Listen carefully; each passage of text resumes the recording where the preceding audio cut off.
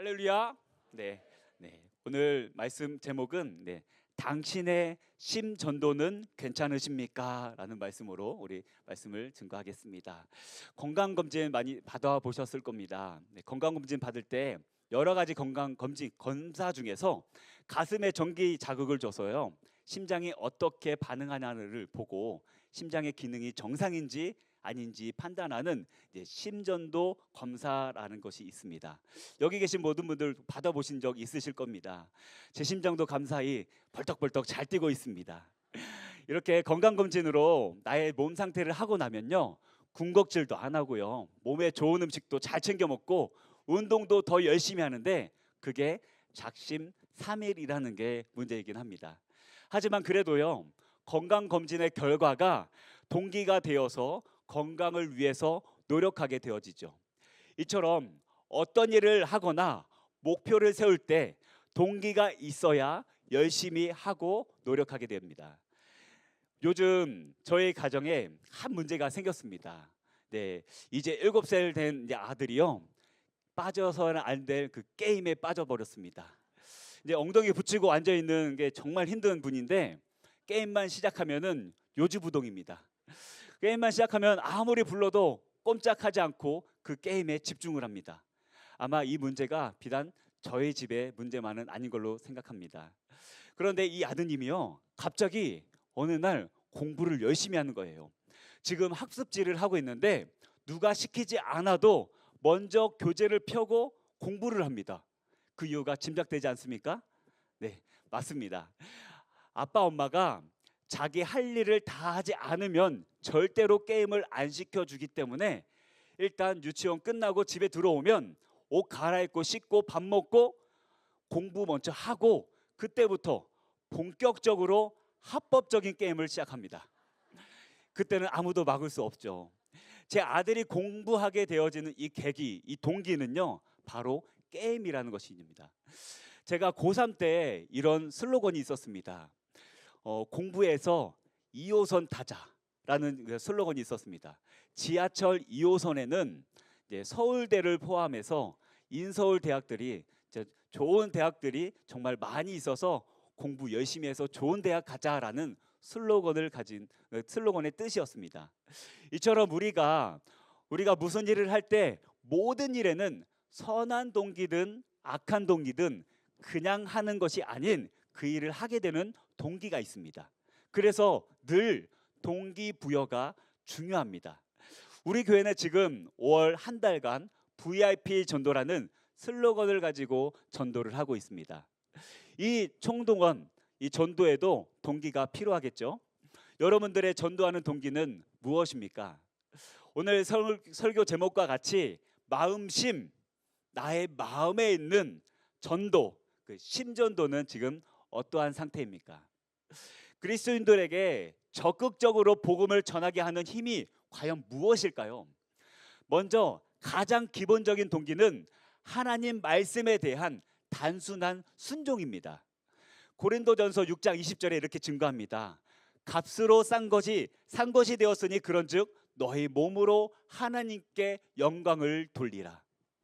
우리는 예수님의 피값으로 사신 주님의 종입니다. 그리고 여기 계신 모든 분들은 감사한 마음의 순종으로 자발적으로 예수님이라는 주인에게 묶여 있는 종입니다. 전도는 예수님께서 우리에게 주신 가장 명예로운 특권이죠. 지금 내가 하나님의 부르심에 응답하고 하나님의 사역을 함께하고 있다는 것이 바로 그 증거입니다. 우리가 복음을 전하기 위한 두 번째 동기는 바로 이웃을 향한 사랑입니다. 십계명에도 나와 있듯이 예수님은 우리에게 내 이웃을 내 몸과 같이 사랑하라라고 말씀하셨습니다. 그리고 이 사랑은 육신과 영혼 모두에게 해당됩니다. 야고보서 2장 15절에서 16절에 이렇게 증거합니다. 우리 같이 한번 봉독해 볼까요? 시작. 만일 형제나 자매가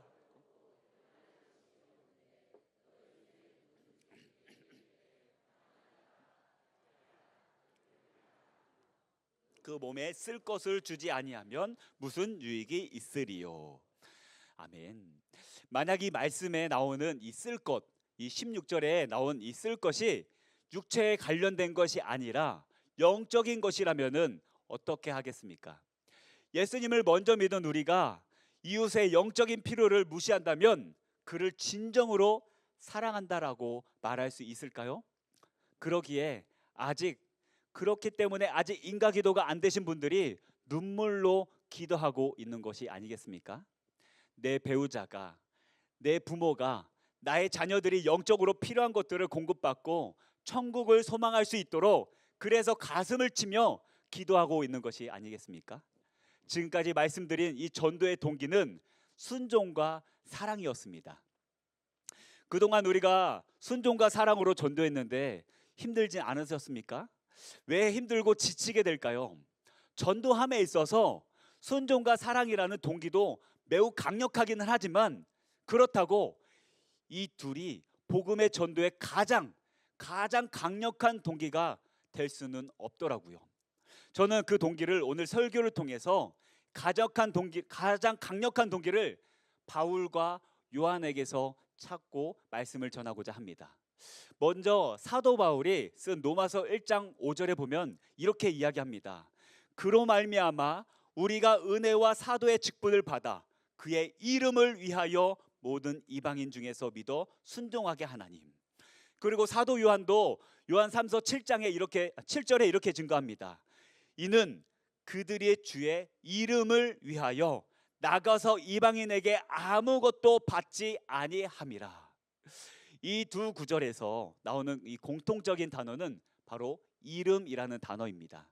이 이름의 주인공이 누구입니까? 바로 가장 높으신 예수 그리스도이십니다. 사도행전 5장 41절에 이렇게 증거합니다. 사도들은 그 이름을 위하여 능욕받는 일에 합당한 자로 여기심을 기뻐하면서 공의 앞을 떠나니라. 초기 그리스도인들은 그 이름을 위해, 즉 예수 그리스도의 이름을 위하여 능욕받는 일을 자랑스럽게 여겼고 이와 같은 명분으로 열심히 복음을 전했습니다. 그들의 예수님의 이름에 대한 사랑은 그저 단순히 왜곡된 감정을 느끼는 감상적인 애착이 아니었던 것이죠. 즉 우리가 부모님을 생각하면서 듣는 그런 사랑의 마음, 더 쉽게 말하면 결혼한 여자가 친정 엄마의 이름을 떠올리며 갖는 그런 뭉클한 마음, 애착의 감정이 아니라 예수님이 이 세상에서 명예로워지시기를 바라는 간절한 마음이었던 것입니다. 그러기에 많은 사도와 선교사님들이 이 땅에서 주님의 일을 감당하면서도 나의 이름, 명예보다는 예수 그리스도의 영광만을 나타내기 위해서 기도했던 것이죠. 시편 115편 1절에 이렇게 증거합니다. 여호와여 영광을 우리에게 돌리지 마옵소서. 우리에게 돌리지 마옵소서. 오직 주는 인자하시고 진실하심으로 주의 이름에만 영광을 돌리소서. 복음을 전하며 고난과 핍박을 받았던 모든 전도자가 했던 주장은 이 땅의 모든 무릎이 예수 이름 앞에 꿇어야 되고 모든 입술이 예수님을 그리스도다, 구세주라고 시인해야 한다는 것이었습니다. 그리고 성경은 예수 그리스도를, 예수님의 이름을 향한 이런 사랑을 늘 질투라는 용어로 표현하고 있습니다. 성경에서 질투하시는 하나님이라는 말은 하나님이 이스라엘을 자기 신부로 선택했다라는 그런 맥락에서 언급되어지고 있습니다. 그런데 하나님의 질투는 단지 너와 내가 결혼했으니까 이제는 다른 사람에게 사랑을 주지 말라라는 좁은 개념이 아니라 그보다 더 큰 개념인 내가 너를 창조한 유일한 창조자라는 개념으로 이해해야만 합니다. 즉 하나님만이 인간의 유일한 창조자이시자 주인이시기 때문에 하나님은 우리들의 예배를 독점하실 권리가 있으시고 우리가 하나님이 아닌 우상을 섬길 때 당연히 질투할 수 있다는 것이죠. 하나님의 질투가 정당한 것이라면 그분의 자녀가 된 우리도 하나님의 질투에 공감해야만 합니다. 우리 하나님의 이름이 영광받지 못하고 더 나아가 우리 예수님의 이름이 이 세상의 우상보다 못한 취급을 받는 상황을 보면 우리는 그런 모습을 보면 어떤 마음을 품게 되어집니까? 엘리야는 이스라엘 민족이 하나님을 배신하고 우상을 섬기는 것을 보면서 하나님과 같은 질투를 느꼈습니다. 아테네를 방문한 사도 바울은 그 성에 우상이 가득한 것들을 보고 마음에 격분하였다라고 이야기합니다. 여기서 사도 바울이 마음을 표현한 이 격분하다라는 단어는 하나님께서 분노와 질투로 격분하셨다라는 라고 쓰인 단어와 같은 뜻의 의미입니다. 하나님께서 이스라엘을 향해 질투하신 이유와 사도 바울이 아테네를 향해 질투한 이유가 똑같다라는 것이죠. 사도행전 17장 17절에 이렇게 증거합니다. 우리 같이 한번 봉독하겠습니다. 시작.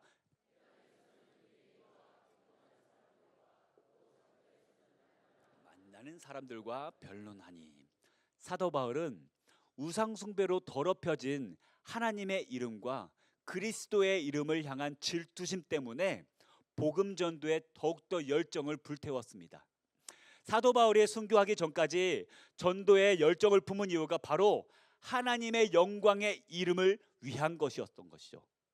우리 교회가 매주 목요일마다 금난 전도대로 기도하고 세상에서 복음을 전하고 있지 않습니까?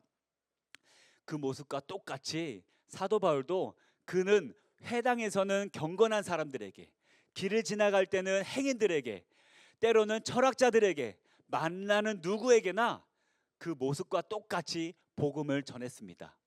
우리도 이 사도 바울과 같은 동기를 가지고 전도해야 합니다. 사도 바울은 아테네 사람들이 우상을 숭배함으로 하나님을 거부하는 것을 보며 그들이 하나님을 제대로 알고 영광 돌리기 바라는 마음으로 전도에 열정을 태웠습니다.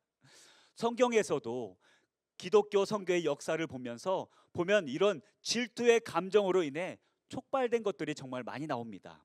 그들의 마음이 뜨거워진 그 이유는 단지 예수님의 명령에 대한 겸손하고 감사의 그 순종 때문만이 아닌 죽어가는 사람들을 향한 비전보다도 그리스도의 이름을 사랑하는 열정이 불타올랐기 때문입니다. 헨리 마틴이라는 인도의 선교사가 있었습니다. 그는 뛰어난 인재로 인도의 선교사로 떠났는데 만 31세에 세상을 떠났습니다. 죽으면서 힌두스탄어, 페르시아어 그리고 아랍어로 번역된 신약 성경을 남겼죠.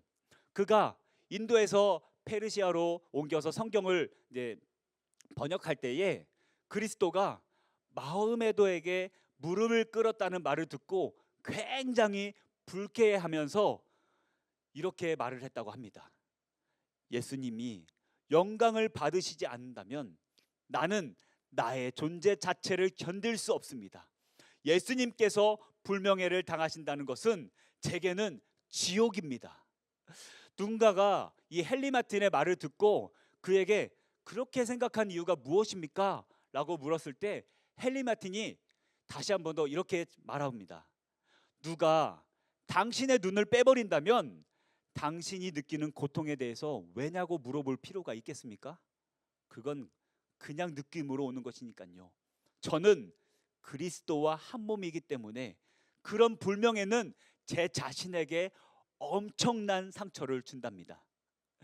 우리는 그리스도의 명예를 향한 이런 열정이나 사랑이나 쓰라린 고통을 느끼고 있으십니까? 질투하는 하나님의 마음을 알지 못하면 우리는 침묵이라는 죄를 짓고 말게 되어집니다. 우리는 정확히는 내 주변의 사람들이 예수님을 알지 못하고 예수님을 사모하지 않는 것, 그 모습을 보면 못 견딜 정도로 예수님의 이름을 사랑하고 있는지 점검해 봐야 합니다. 내가 예수님의 이름을 사랑하지 않기 때문에 그분에 대해서 말하지 않고 있는 내 모습이 아닌지 나의 마음의 상태를 점검해 보셔야 합니다. 학창 시절에 시험을 보면 담임 선생님께서 옛날에는 빨간 펜, 색연필로 동그라미를 많이 쳐주셨었습니다. 동그라미 빨간 펜으로 이렇게 쳐주는데 앞집, 옆집, 뒷집에 주변에 있는 동네 친구들이 100점 맞은 시험지를 집에 들어갈 때 대문을 열면서 엄마 100점이요 하면서 다들 들어가는 거예요. 그런데 들어갔다가 소리치면서 자랑하면서 들어갔는데 들어갔다 나오는 때마다 다 용돈을 받고 나오는 거예요. 그래서 너무 부러운 거죠. 부러운 나머지 저도 그것과 똑같이 하고 싶은데 100점 맞은 시험지가 없어서 제가 한 게 있습니다. 군데군데 소나기가 내린 부분에 제가 이쁘게 동그라미를 이렇게 그렸던 거. 그때부터 그림에 소질이 있었는데 소질이 없었던지 분별이 되어집니다. 그 모습을 본 엉성한 동그라미를 본 부모님께서 어떻게 했을까요? 저에게 용돈이 아닌 매질을 주셨습니다. 정말 아프게 맞았던 기억이 있어서 지금도 그런 마음이 있는데요. 우리가 100점 맞은 시험지도요, 엄마 부모님한테 자랑합니다. 직장에서 승진할 때도 자랑합니다. 봉급이 올랐을 때도 뿌듯하고요, 기뻐서 자랑을 합니다. 근데 그때 잠시뿐인 행동인데도 그 행복이 영원한 것처럼 자랑을 하는데요. 우리 예수님의 이름은 영원한 행복을 주는데 자랑하고 계십니까? 지금 우리 예수님의 이름이 이 세상의 것보다 못한가요? 하물며 세상의 사람들이 예수님의 이름을 저 바닥에 던지고 세상의 우상들을 향해 예배하고 있는 사모하는 모습을 보면서 질투가 생겨야 되는 거 당연한 거 아니겠습니까? 우리가 지금 공산주의와 중동의 세력과 싸우는 이것도 바로 이것입니다. 나의 예수님의 이름이 이 땅에서 멸시받기 때문에, 멸시받지 않기 위해서 내가 이 땅에서 예수님을 예배하지 못하면 내 삶의 이유가 없기 때문입니다. 공산주의 사회에서 전도는 죄입니다. 제가 전도하다가 중국 유학 시절에 전도하다가 3번이나 공안에 잡혀간 적이 있지 않습니까? 제가 성경책만 들고 다녔는데도 불구하고 조사를 받습니다. 증거했다는 그 이유 하나만으로 왜 그렇게 전도하느냐, 왜 예수님이 구세주냐, 단지 오직 예수 그리스도만이 구세주냐라고 얘기해야 되냐라고 조사를 받습니다. 이런 무서운 사회는 막아야 되지 않겠습니까? 예수님만 구원자라고 하면 차별이라고 합니다. 우리가 믿음의 눈을 들어 예수님의 영광을 제대로 보기만 한다면 예수님께서 공적으로 묘육당하실 때 우리가 그 모습을 보고 수치심에 마음이 아프기 시작한다면 우리는 그저 침묵하고 있을 수만은 없을 것입니다. 오히려 사도행전 4장 20절과 같이 사도들이 말했던 것 같이 우리도 다시 할 수 있을 것입니다. 4장 20절에 이렇게 증거합니다. 우리는 보고 들은 것을 말하지 아니할 수 없다. 우리가 부인하고 싶어도 이미 보고 들은 것이 있습니다. 성도 여러분들은 무엇을 보고 무엇을 들으셨습니까? 저는 예수님께서 저를 위해 십자가에 돌아가신 것을 보았고 그만큼 저를 사랑하신다는 말을 들었습니다. 그래서 이 땅에서 예수님을 모르고 살아가는 사람들을 보면 질투가 나고 격분이 납니다. 하나님께 영광을 돌리지 않고 세상의 각종 우상을 섬기며 우상에게 경배하고 절하는 사람들을 보면 이해가 안 되고 화가 납니다. 어떻게 예수님의 이름을 모르고 어떻게 하나님께 영광을 돌리지 않고 살 수 있을까요? 그러면 우리는 어떻게 해야 할까요? 복음을 전해야만 합니다. 전도해야만 합니다. 요즘 육아 방식 중에 국룰이 있습니다. 그 국룰이 바로 그랬구나라는 말입니다. 우리 다 같이 한번 옆 사람에게 한번 해볼까요? 그랬구나. 네. 애들이요 떼씁니다. 말도 안 되는 것 가지고 떼를 쓴대요. 뗐을 때 옛날 같았으면은 회초리를 들면 회초리를 이게 날아가죠, 그렇죠? 그런데 요즘 그렇게 하면 안 되고요. 일단 아이들의 말을 다 듣고 맨 마지막에는 무조건 그랬구나라고 대답해 줘야만 한다고 합니다. 일단 한번 두들겨 맞으면 다 고쳐지는데요, 그렇죠? 그런데 이 두들겨 맞으면 되는데 그랬구나라는 방법은요 한 번에 고쳐지지 않아요. 그래서 진짜 인내심을 가지고 수백 번 참을 인자를 쓰면서 교육해야만 합니다.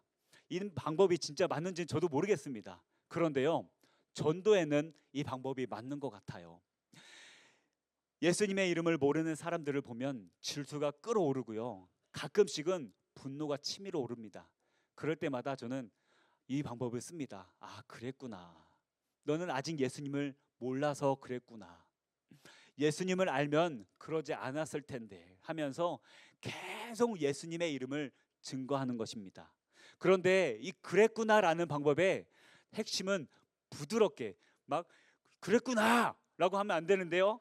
그랬구나라고 부드럽게 이야기하면서 절대로 타협하지 않는 것입니다. 아이가 뗐을 때 부드럽게 말해 주면서 절대로 그 아이에게 주도권을 빼앗기지 않는 것이죠. 이게 조금 힘들긴 한데요. 어쨌든 우리도 예수님을 알지 못하는 사람들에게 부드럽게 다가가서 전도하면서 절대 마귀에게 주도권을 넘겨주지 말아야만 합니다. 우리를 창조하신 하나님께서 우리의 어떤 지분도 사단 마귀에게 넘기지 않았음을 기억하시기 바랍니다. 고린도 후서 4장 4절에서 6절에 이렇게 증가합니다. 우리 다 같이 한번 봉독해 볼게요. 시작. 그 중에 이 사람의 신이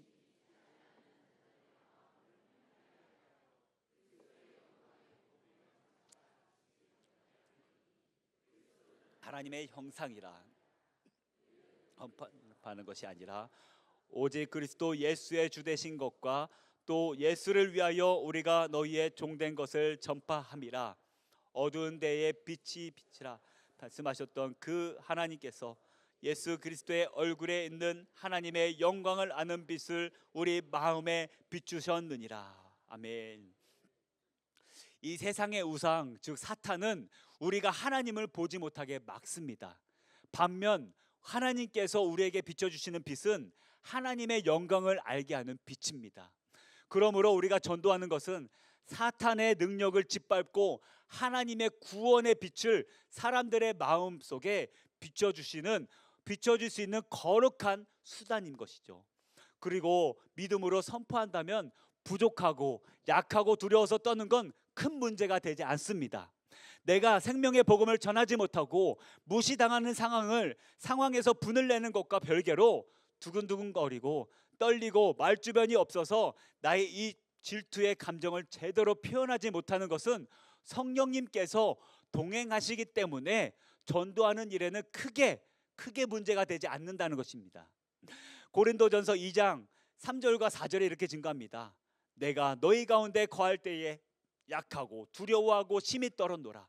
내 말과 내 전도함이 설득력 있는 지혜의 말로 하지 아니하고 다만 성령의 나타내심과 능력으로 하여. 우리는 질그릇입니다. 오로지 우리의 약함을 인정할 때 그리스도의 능력이 온전해집니다. 우리가 사도들처럼 성령의 힘입어 능력 있게 그 확신으로 복음을 전하기 원한다면 나 자신이 창조주 하나님 앞에 보잘것없는 피조물이라는 것을 겸손히 인정해야 하는 것이죠. 내가 복음을 전하는 가장 큰 이유는 하나님이 되시도록 하는 종과 같은 마음입니다. 우리 금날의 성도님들의 행동과 입술을 통해 우리가 섬기는 왕의 왕 대신 예수 그리스도의 이름의 능력이 이 땅에 모든 사람에게 전해져 그 영광이 온 세상에 가득 차고 넘치게 되시기를 간절히 축복합니다. 우리가 전하는 복음이 하나님이 복음이 되어야지 인간의 정통이나 개인의 견해가 되어서도 안 됩니다. 바라기는 우리가 전도할 때 개인의 영광이 아닌 오직 하나님의 영광의 이름이 높아지게 되어지는 계기가 되고 동기가 되어지는 우리들의 모든 전도가 되어지기를 간절히 소망합니다. 말씀을 정리합니다. 누가복음 22장 54절에서 62절을 보면은 예수님께서 십자가를 지시기 전 베드로는 세상 속의 사람들과 불편하게 섞여 앉아 있었습니다. 춥고 어두운 밤에 뜰에 앉아서 불을 쬐고 있는데 갑자기 한 여종이 베드로를 향해서 이 사람도 예수님과 함께 있었습니다. 이 사람도 제자였습니다. 라고 이야기하자 3번이나 아니다라고 부인하였습니다. 어쩌면 사람들 사이에 둘러싸여 있던 베드로의 상황은 전도하기에 가장 좋은 상황이 아니었을까 싶습니다. 하지만 베드로는 자신이 예수님을 알고 예수님의 제자라고 말 한마디 못한 채 침묵했고 결국 침묵한 죄를 회개하며 울었습니다. 우리도 지금 베드로와 같이 침묵하고 있지는 않습니까? 우리 마음에 전도하고 있는 마음이 조금 식고 있지는 않습니까? 오늘 나의 마음을 한번 들여다 보시기 바랍니다. 그리고 하나님의 마음도 한번 들여다 보시기 위해 노력하시기 바랍니다.